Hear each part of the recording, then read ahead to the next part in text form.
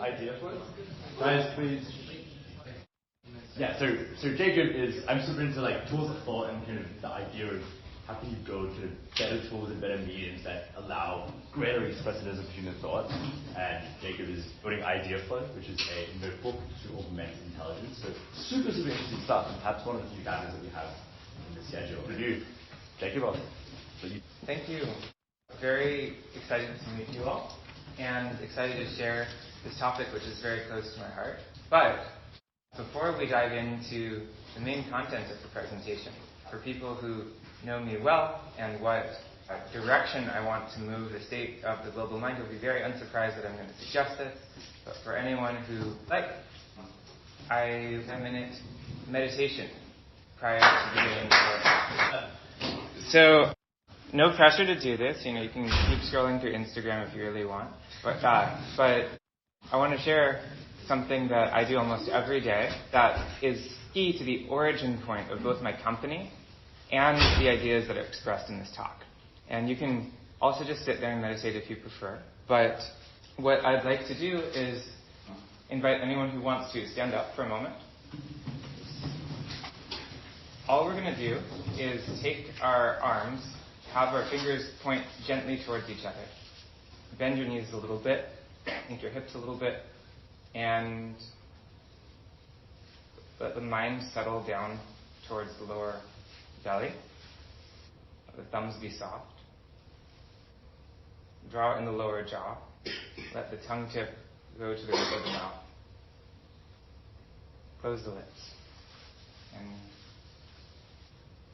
slowly now raise your arms all the way to the level of the eyebrows, holding a circle like you're lifting gently this wheel up towards your eyebrows. Palms face eyes. And gently close your eyes if you want. Let this posture have its natural effect on you. And I'm going to do a variation because I've got a wrist challenge right now, but you guys stay where you are. And really relax and gain granularity around where your body's holding tension. It's easy to stop releasing the ways in which you're fighting with yourself. It will become much easier after 3 minutes or so. Notice if it feels nice, especially to have your palms turned back so they face your face. And again, not quite copying me because I'm modifying for wrist injury. It's going to be more vivid. After a few minutes of this, the hands start to connect to each other, like the little finger wants to connect to the other hand. It's like the Bluetooth pairing process completes.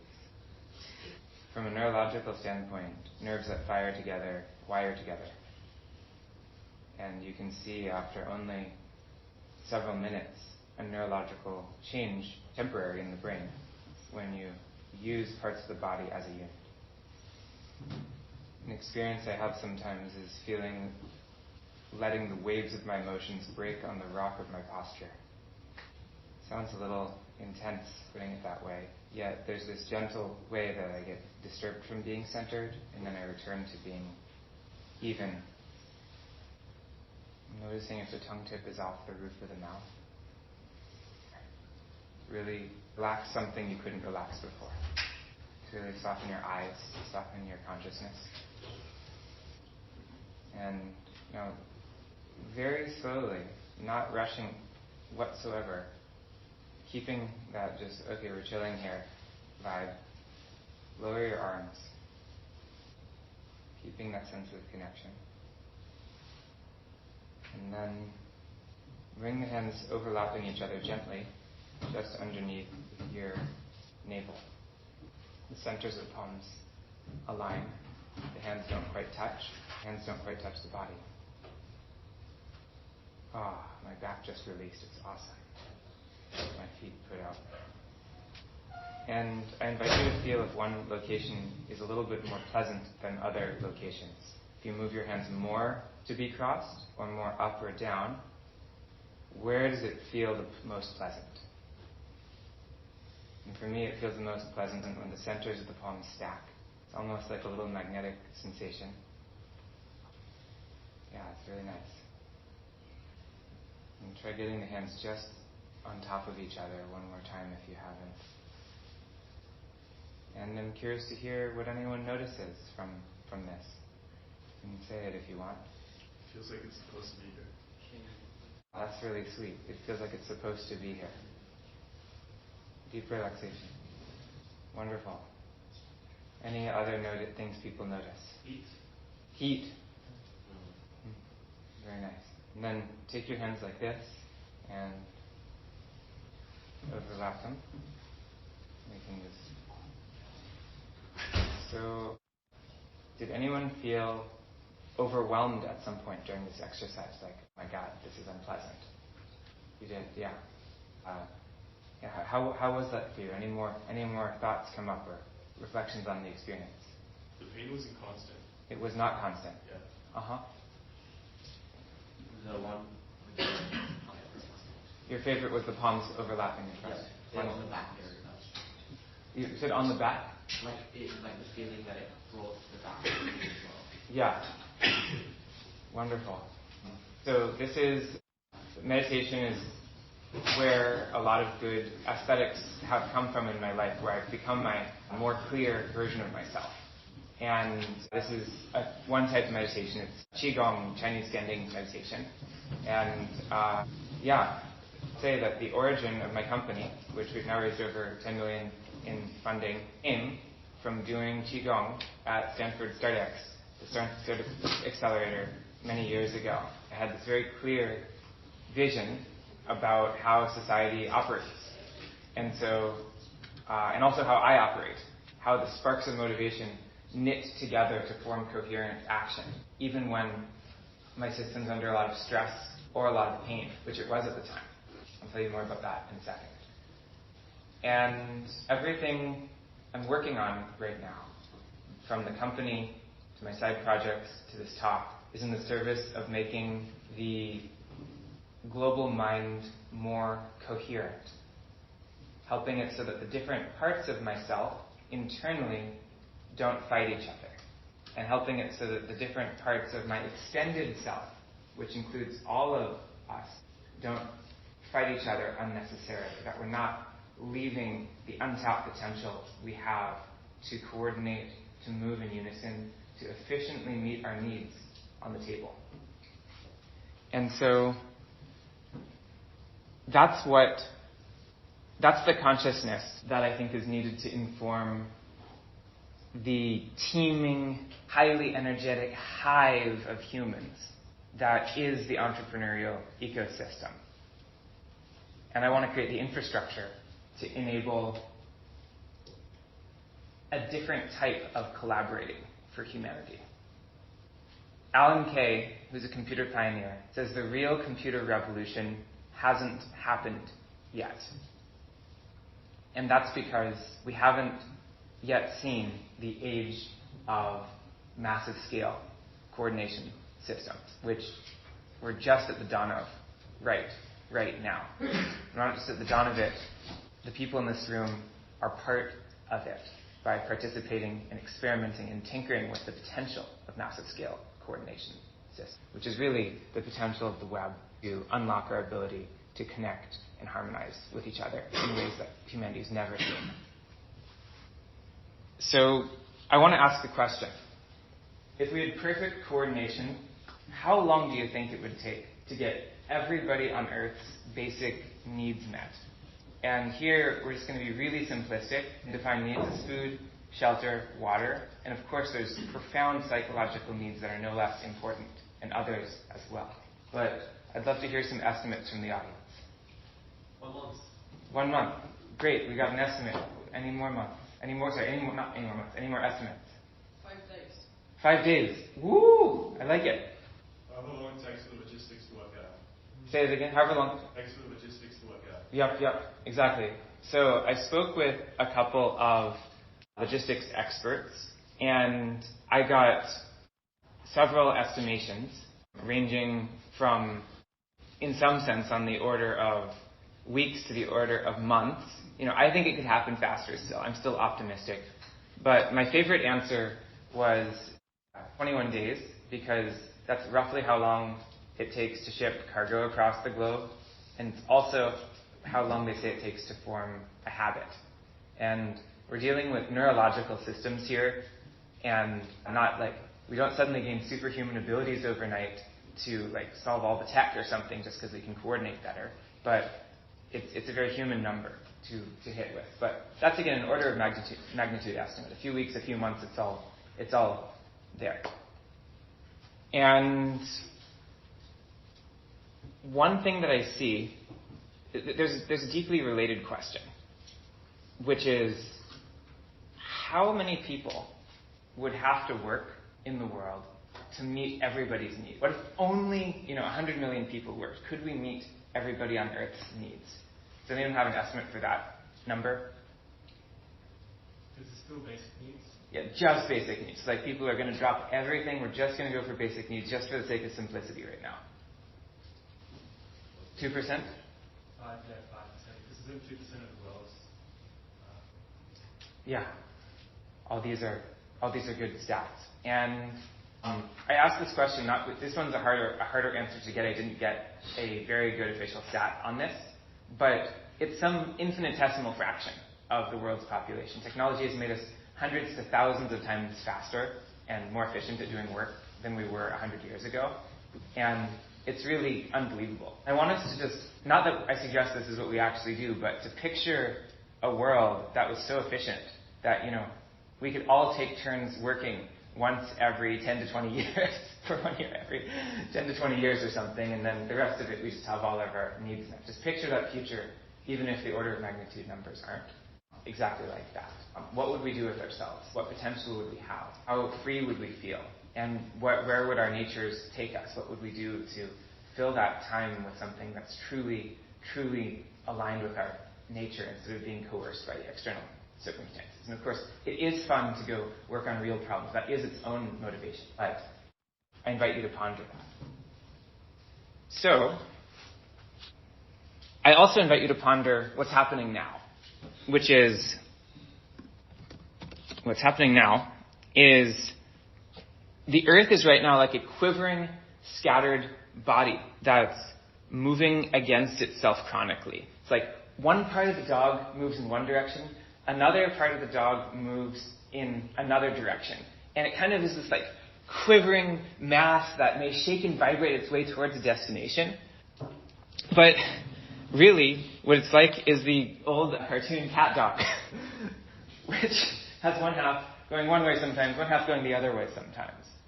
That is us right now as a planet trying to meet our needs. It's about how effective we're being. And there's so many examples of this. And a key example, one that we face daily, one that we're facing even at this conference right now, is that there are people in this room who could be intellectual soulmates, people who hold the pieces to each other's puzzles, or could be best friends, or could be co-founders. And they haven't found that right spark to connect over. And they haven't found the right person to connect with right now. And it's like we're sitting in this dark fog of non-connection, which lies between us and makes it impossible to see the ways that we're passing like ships in the night. It's not our fault. It's just the de facto state of this dark and sometimes cold universe. But what's great is that we have the light of humanity and thought to change that. I live in a house right now with 7 friends, and at our regular house meetings, we have a tradition of giving lightning talks, which are 2-minute talks followed by 1 minute of discussion on anything people want to share or teach. And every week, we learn new aspects of these people that we've lived with, sometimes for years. New interests, new passions, and new layers. So, one time I was even introduced to someone 5 times in my life, 5 different times someone said, "Oh, you guys would vibe." And we never figured out that point that we should talk over until the 5th time. And then we finally connected, and it happened to be Qigong, by the way. But people were just like, "Oh, these guys feel like they're made out of the same stuff. They got to get together," and we just didn't figure it out. And I was like, "Oh man, this guy is also esoteric as heck, and does standing meditation every day." And we finally really became good friends after this. And what I'd like to invite us to do, because I'm running this as part talk, part workshop, is invite everyone to experiment with one of the better offline technologies that's made my life and also my experience of university life a lot better, which is the intellectual salon introduction format. That some of my friends used to host intellectual salons at Stanford, and we're thinking of starting this up again pretty shortly. So if anyone's interested in an intellectual salon, get my contact info after. Yeah, or you can just email jacob@ideaflow.io, which was on my first slide, to reach me, and just say salon in the title. And the important thing, though, about all this is that even though we are in this quivering, disconnected state, we can do a lot better. And we actually have the tools to do a lot better very, very close to us. We can do a few things that can make it far more coordinated. And one of the key things is realizing that there are all kinds of problems that if we mob on them in an organized way, at least, we can make tremendous progress. So that hypothesis that there are problems that if we just got all the people together and we all are like, okay, we're going to go solve this problem, and we mob on them in an organized way, I wanted to test that hypothesis. And so I started to get at one point, I started to get all the problems in my life and in the people's lives around me into just some central database where groups of friends could start mobbing on them and trying to deploy their collective intelligence to go solve them. And I'll tell you about that in a second. But I want to start with my own first problem, my own origin story on this, which is, who here has heard the phrase, there are no magic bullets? Okay, a few people have heard the phrase. It's one of those sayings that they say here. And it's like, people are like, oh, there's not this one thing that's going to fix all your problems. But in my life, actually, there have been, especially around like health issues, there have been a lot of magic bullets. And it's been like night and day when I finally find what those magic bullets are. And so those magic bullets typically happened only after I had a challenge for a very long period of time. I finally found lots of other people who had similar challenges or the same challenge. And someone was like, oh, hey, I tried everything, and this one thing finally did fix it for me. And then I tried that thing, and then it fixed it for me. It was like negligible progress up until that point. And I have this slide up here because this is one of them. I had very, very bad repetitive strain injury. When I was at MIT and even late in high school, I had really bad issues with my hands, and I couldn't write or type properly for years, actually. It really, really hurt. It was extremely debilitating. And I tried all kinds of different approaches. The Western approach didn't quite have the tools I needed, but then I pieced together a few different techniques from other folks who'd had the same issue. And one was cupping therapy, which you take these suction cups, you stick them on your arm, you slide them around or move your arm around under it. It was like night and day change. It's the most effective thing that had ever happened. Qigong, which we just did a little bit of, standing meditation.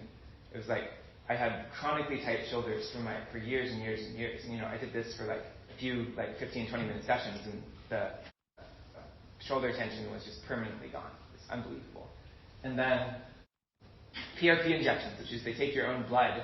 It's a type of treatment that's like been around for a while, that's like not covered by insurance and not recommended if you go to your primary care physician for no particularly good reason. They take your blood, they centrifuge it so it's got a high density of platelets, and they re-inject it into your injured site, and it turns a chronic injury back into an acute injury, and then your body goes and heals it. And so the combination of these techniques was finally what it took. But the important thing is I had to manually, over many, many years, bumble around, run into the right person who had the right problem at a random yoga class or meditation retreat or computer lab. And if we had coordination tools, I could have met these people who changed my life years earlier, potentially, and my life would have been so much better. And so, like many people who've had a health issue, I want to make it so that no one else has to go through that struggling process again. So, I'll share the first piece of the Global Idea Bank initiative, which is a website that's available online right now. It's called knowledgebase.world. And knowledgebase.world is one of the many, many, many publicly editable Google Docs that I've made. I've made over 150 of these. And they're curated lists that can benefit humanity. It's got all kinds of things. I've got chronic pain resources. I've got resources on how to run startups effectively, and so on and so forth. I started them, but they're not built mostly by me. They're built by dozens and dozens of people who all have resources to share that they want to make it. They want to make it so that the path that the people after them are walking is not as rough as the path that they had to walk to get where they're trying to get. And the data bank of resources is the tip of an iceberg of what we can do to rethink, to really unlock the potential of the web to make humanity move more efficiently in the world. And the other things I'm going to discuss right here are the global problem bank, and then I'm going to discuss the global idea bank, and then I'm going to discuss how do we build, what does it look like to build tools to make extensions of our ability to make sense of the world together, which is my actual research area of collective intelligence and the actual space of my startup.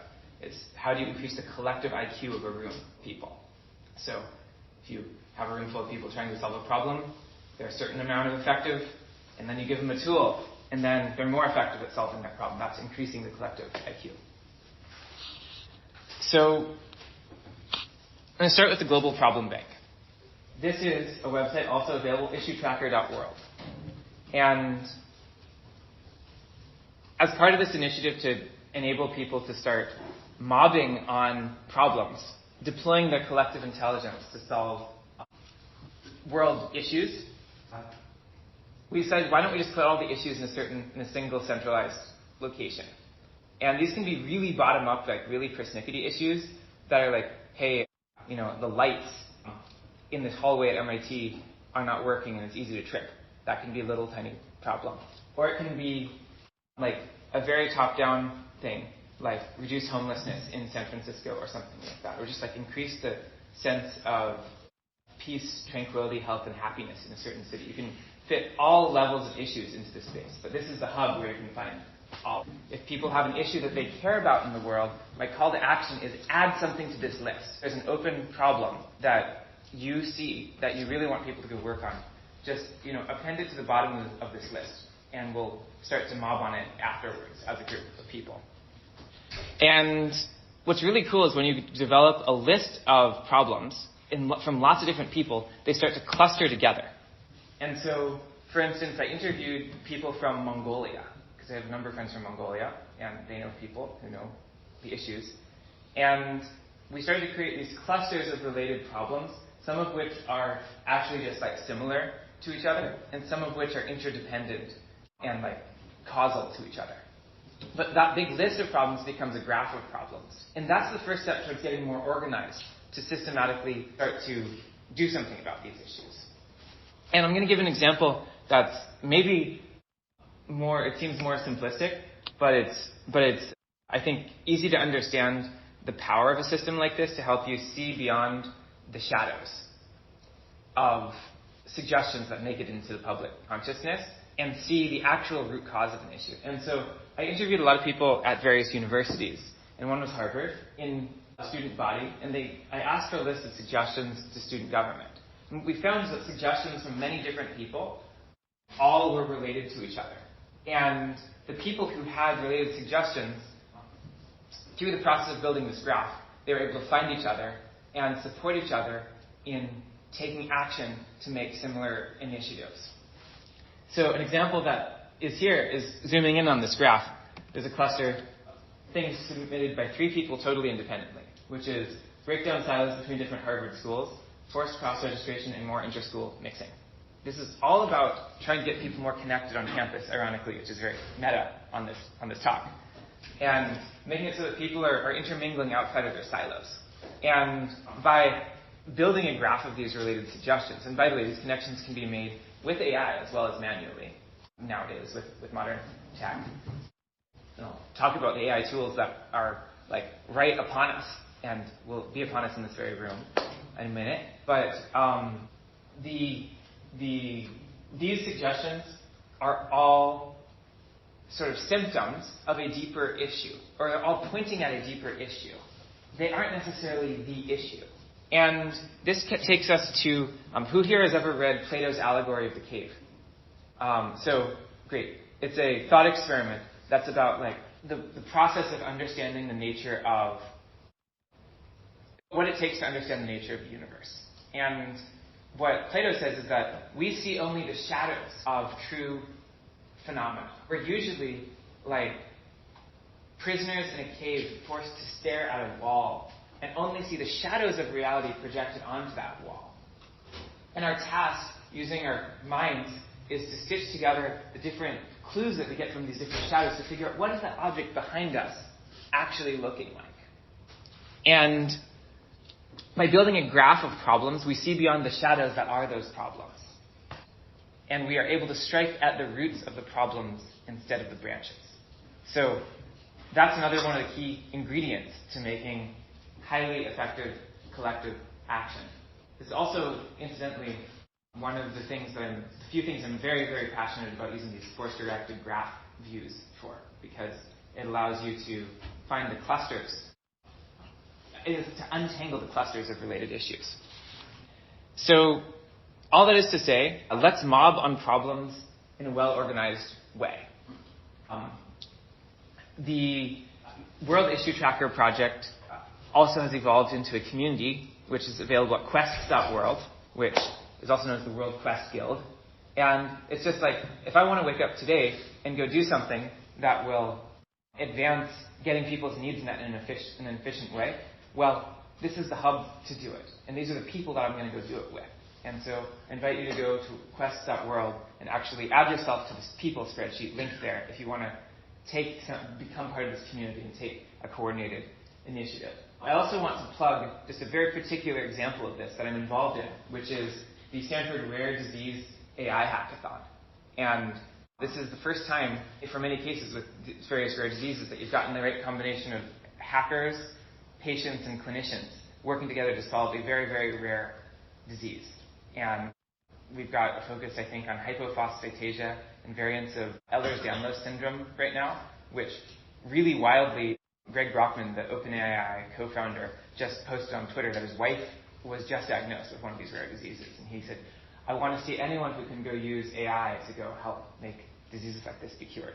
And because these diseases are rare, maybe the first time that the people get together, the right people get together to start addressing these diseases, we get, like, the past hackathon has got, like, real breakthrough results that actually benefited people. It's an ongoing hackathon, and there's a demo day in July. So if anyone's interested in that topic, also please follow up.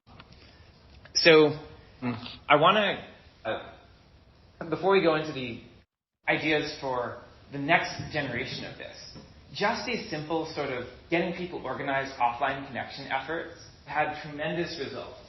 I've tracked, since I started doing this stuff, that there have been over 480 intros made. There's been over 200 million of VC funding raised by people who met through these, like, systematic connecting people projects, connecting people with related ideas, connecting people with related problems, connecting people through making these groups projects, and then unquantifiable benefit, like dozens to hundreds of friendships, relationships, communities. People healed their conditions. They had, like, major career changes. It's very hard to quantify that benefit.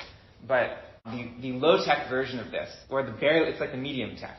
Like, low-tech is totally offline. Medium tech is these initiatives have had, like, this kind of benefit. And that's, like, very, very exciting to me.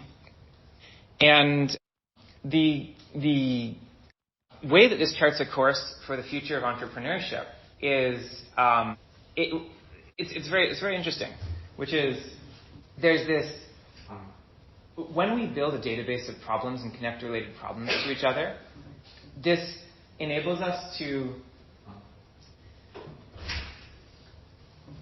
make it a lot easier for people to go start companies. Because people who have a problem can just post their problem into the global problems database. You cluster lots of people who've got the same problem, and then guess what? If you want to go start a company, you've already had the hard part, which is the demand aggregation done. You can just pick the fruit off the tree and start the company. And I think that that's, like, essential to rolling out a red carpet for entrepreneurs and making it so that it's just as easy to go start a company as it is to work at Google and work at Facebook. And right now, to be an entrepreneur, you still have to kind of be this tough-as-nails polymath who's willing to eat glass and walk through fire. And, there's, like, really great qualities for that, but it really does turn a lot of people away. And people end up optimizing ads at Google instead of, like, starting companies if they don't want to do that.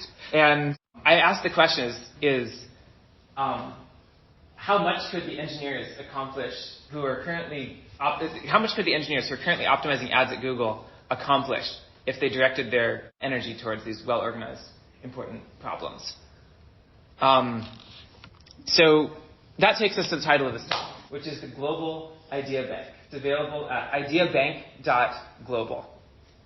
And ideabank.global is literally a database of all the excess ideas people have for startups, for research projects, for hackathon ideas.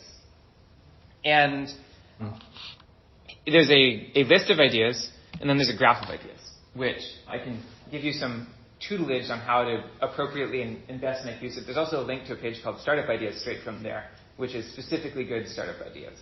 And what I think it has the potential to do is enable many, many people who are intellectual soulmates, who feel lonely with their ideas or feel lonely with their problems, to find each other.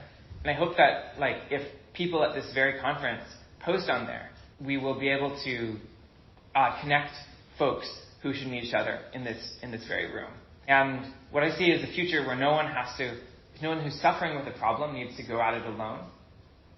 And they can be connected with other people who share the problem, with entrepreneurs who are looking for a good opportunity that has a market size and user base. Doesn't just because you have a problem doesn't mean you have to be the person to solve it. And it's a much less lonely, do everything yourself state of the world than the future, than the present. So that's where I want to bring us to an experiment. And who here has a U.S. number? Okay, so a small portion of it has a U.S. number. Now, this works perfectly for people with U.S. numbers, and it will still be valuable for people who do not have U.S. numbers, which is the social experiment I want to try, which is you can either go to superconnector.ai and type in your number, but it's not going to text you, so if you don't have a U.S. number. Or you can message, can people see this, 617-752-0055? Who can't see that? Who can't read this number? Raise your hand if you cannot read this number. And what I want you to do, I want to invite everyone to text this number with their name and something that they're interested in. And this is a social experiment to see if we can use AI to connect people who have related issues, related interests, even in this very room. So it takes about 5 minutes to get a response sometimes because the AI is processing. But, yeah, does anyone have concerns about trying this, or do people want to try it? It has to be an American number. So, no, even if you don't have an American number, what it can do is it can text into the database, but it can only get text back if you have an American number. So the other people, the people with American numbers can find you. We can also pull up the database and do it manually. So I would encourage everyone to try this for a moment. You just text your name and a couple things you're interested in. And what we're going to do is try to see if any matches get made in this room. And also people you're looking to meet. It specifically is sensitive to if you say, hey, I'm a software engineer and I'm looking for a designer to collaborate with. It'll find those other. I'm going to give everyone a moment to do this. If you're participating in this, raise your hand, by the way, just so I have a sense of how many we got there. Okay, so we got a good chunk. So did anyone get a text back yet? I got the intro text. You got the intro text? The intro text, and then I responded. You responded. Okay. Has anyone else gotten the text back yet? Okay, well, we'll wait for it for a minute. Okay, so the questions that I'm going to leave you guys in this talk with is, we talked a lot about making how there's all this potential to work on really, really important problems and coordinated, unprecedented scales. And what I want to do is make it easy for people to answer the question, how can I make a career out of working on the world's most important problems? And then a sister question to that, which is just how can I connect with other people who have idiosyncratic concerns or problems relevant to my own, or related to my own, whether or not they're actually a major world issue. And ideabank.global is trying to solve that. And even if it is just the first order approximation of this outcome, I want to encourage people to post their own problems on this website called quests.world. their own quests, their own initiatives if you're looking for support, and then also post yourself onto the people sheet if you don't have a particular initiative you're tied to, but you know that you want to find something meaningful. And on this particular topic, I'm going to wrap by saying the age of massive scale coordination systems is starting right now because we are going to enact that age. We are enacting that age by participating in these experiments and by contributing to these collaborative document initiatives. And I want to encourage everyone to play your part. You are the universe waking up. You are the universe actually becoming conscious of itself, is one of the favorite quotes I have. Similarly to the Steve Jobs quote, which is, put a dent in the universe. You're meant to put a dent in the universe, otherwise you wouldn't be here. And it sort of gets you into the existential force of like, what is your soul's yearning to go to? So I want to ask, has anyone gotten a text response back from this yet? Yes, no? All right, so I'll check in on that social experiment later. I think it probably got everyone in the database, but it may take longer, or we may be having a bug. But I'll pick that up shortly.